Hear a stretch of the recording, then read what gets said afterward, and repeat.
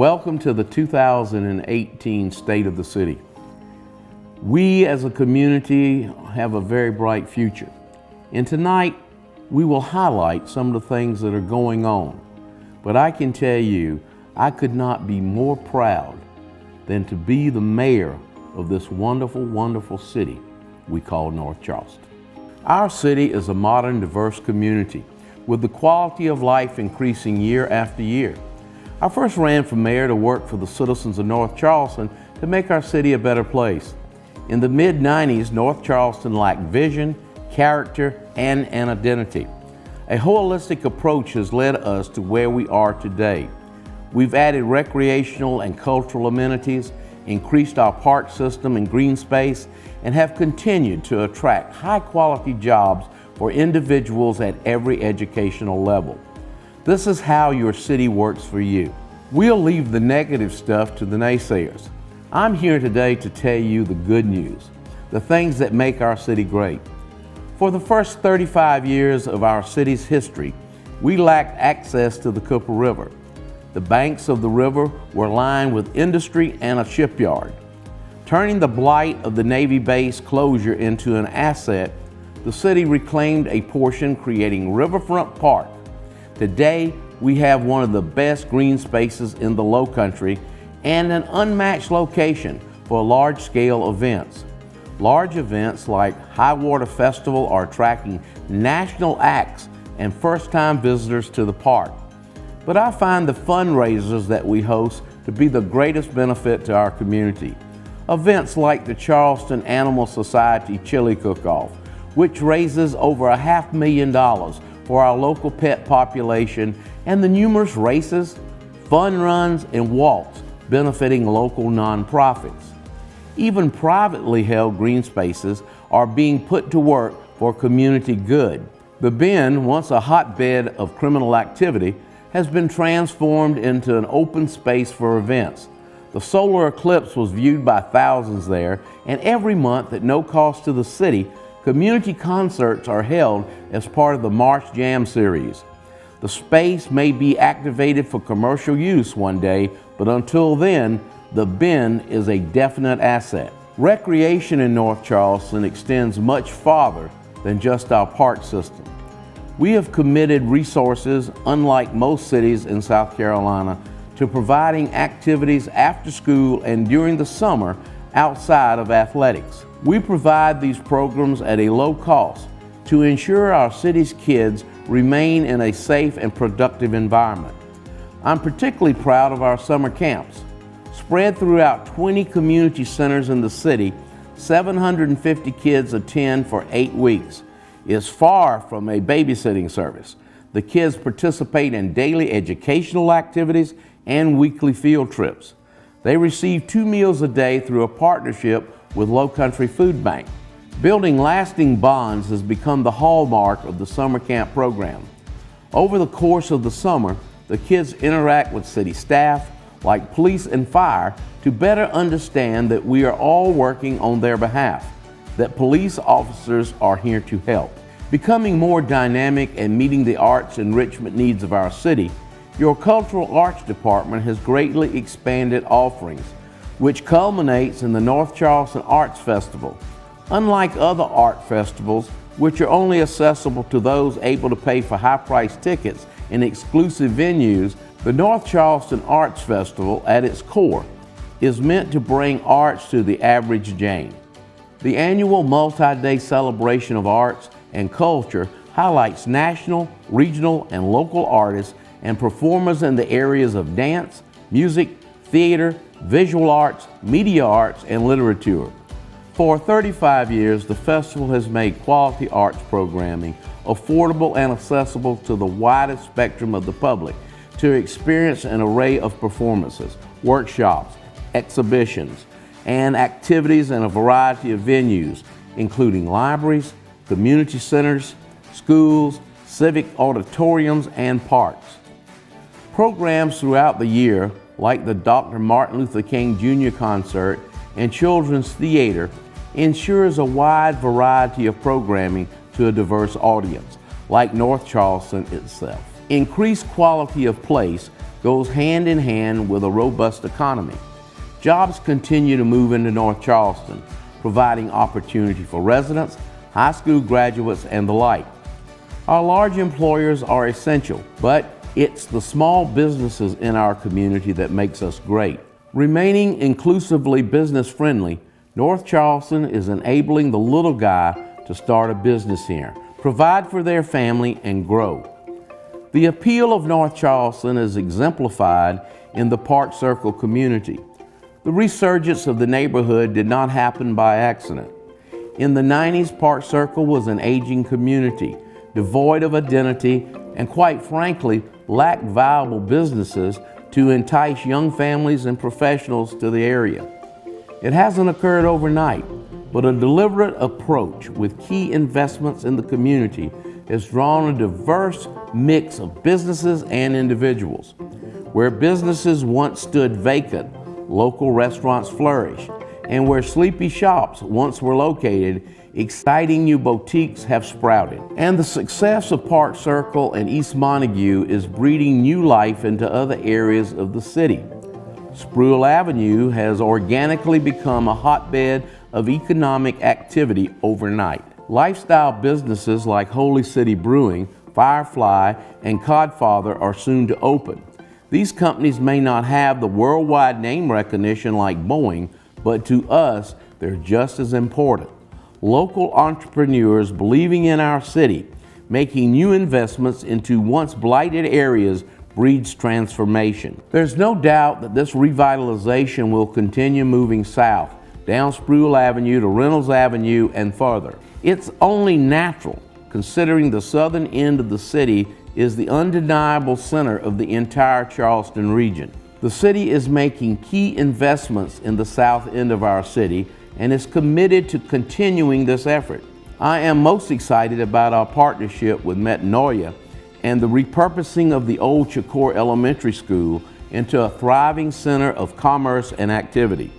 We have added recreational amenities, improved playgrounds and community centers, built basketball courts, demolished dilapidated structures, installed sidewalks, and more. Thinking a little differently than other cities, the city purchased land for the new Chicor Elementary School of Communications to be built.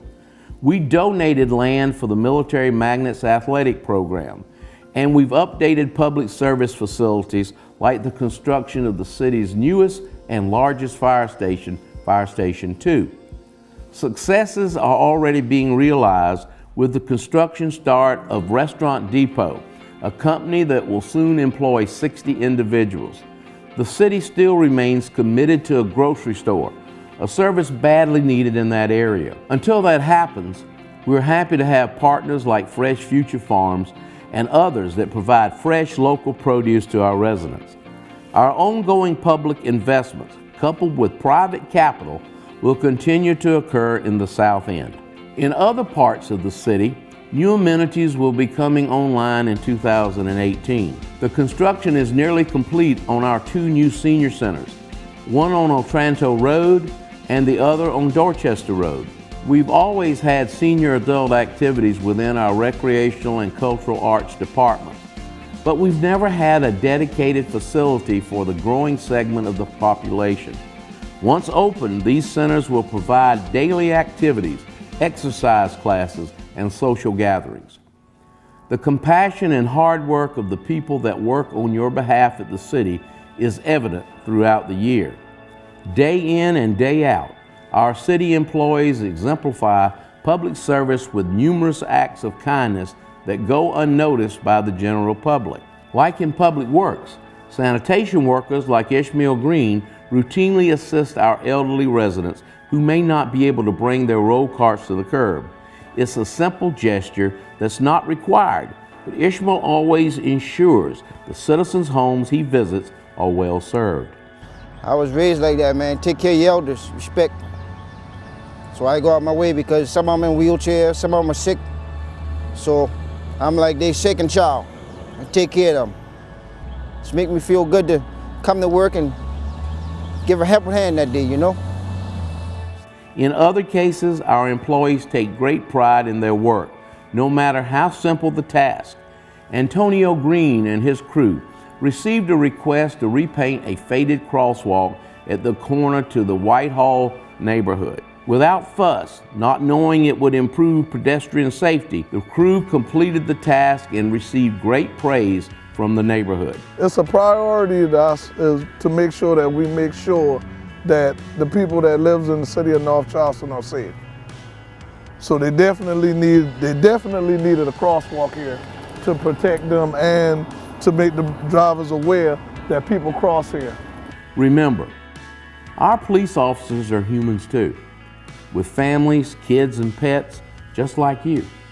They care immensely about their job in this community, but the praise is often missed for our officers who go to work every day to make our place better.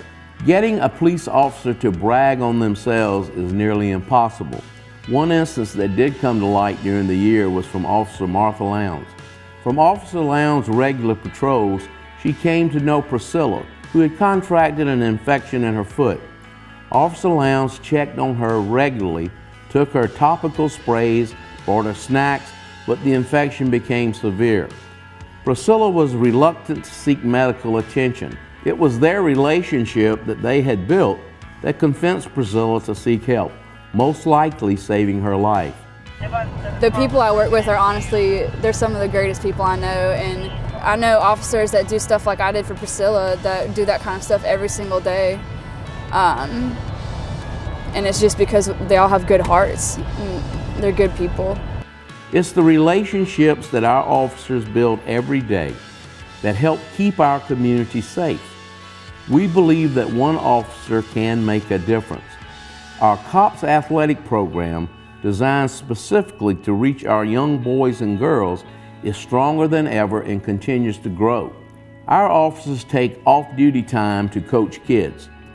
We now have leagues like basketball, powder puff football, lacrosse, and even a spelling bee competition. These students walked away with valuable lessons in teamwork and communication. We are so proud of them. Our community stays strong only with the full participation of the folks that live within it. Citizens like Herman Geddes, who observed an elderly female in a ditch across from the old fire department. Mr. Geddes contacted an officer and escorted him to the location. The elderly female was sitting in the base of the ditch with her lower body submerged in water. Rescue efforts began and the elderly female was transported for medical treatment and evaluation. Mr. Geddes' willingness to get involved in an incident that had no direct impact on himself lends to the character and reminds others that humanity is alive in North Charleston. Our fire department, under Chief Bolano's leadership, has developed to meet the demands of our modern city. The assumption is always that our firefighters simply fight fires, but in North Charleston, that's hardly the case. Through professional and personal advancement, many of our fire personnel have become dual trained, becoming EMTs as well. For our citizens, this means faster, more advanced medical care during times of trauma. In July, Engine 202 with 2 MTs on board, Calvin Bennikin and Benjamin Siegel, responded to a worker with his arm injured in a piece of machinery. Utilizing their medical training, they were able to apply a tourniquet, slow the bleeding, and save the man's life. So we got dispatched to the initial call. It came out as an individual that possibly was entrapped in a piece of machinery. We arrived on scene. He was already out of the machinery and he had a severe damage to one of his arms. And I instructed my guys, we already know what we had coming to the scene, to get a tourniquet ready. We arrived on scene, saw what we had, applied the tourniquet, notified dispatch. The tourniquet was applied. All this was done before EMS got on scene. Once EMS got on scene, they took over patient care. The patient was transported to the hospital. Since our fire stations are strategically positioned throughout the city, our fire personnel has the ability to arrive on scene well before our EMS partners, leading to a quicker response when lives are on the line. The acts of kindness and service happen every day throughout the city, and from within every department in City Hall. From our procurement department to the planning and zoning personnel, we're all working in sync to make our place in this world even better. I love and cherish the city, and I thank you all for allowing me the privilege to serve as your mayor. I have great hope for the future of North Charleston, and working together, it will be even brighter. God bless and good night.